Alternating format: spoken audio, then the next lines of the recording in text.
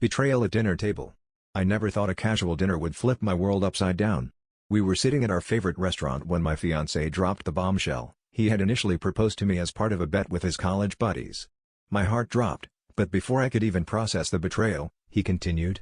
His voice was shaky, and he looked at me with eyes that begged for understanding. There was more to the story, he said, something that went beyond a stupid, drunken wager. It involved my father, the man who walked out on my family when I was just a kid. As I sat there, trying to piece together the madness, he revealed that my father had been part of the same secretive circle. A group that thrived on manipulation and deceit, pulling strings behind the scenes just for their twisted amusement.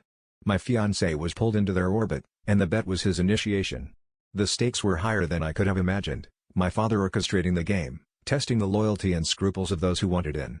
The realization hit me hard. My father had been watching from the shadows, using my life as a pawn in his perverse game. The restaurant faded away as anger and disbelief consumed me. I demanded answers, but the more he spoke, the more tangled the web became. My father's influence stretched further than I ever thought possible, and my fiancé, the man I loved and trusted, had been a part of this elaborate charade. He insisted that somewhere along the way, his feelings for me had become real, but the damage was done. The man who should have been my protector had instead become the architect of my heartbreak. In the aftermath, I found myself at a crossroads. The man I thought I knew and the father I had long since given up on had both betrayed me. Trust was shattered, and I was left questioning everything. As I walked away from the table, I realized this was about more than just a broken engagement.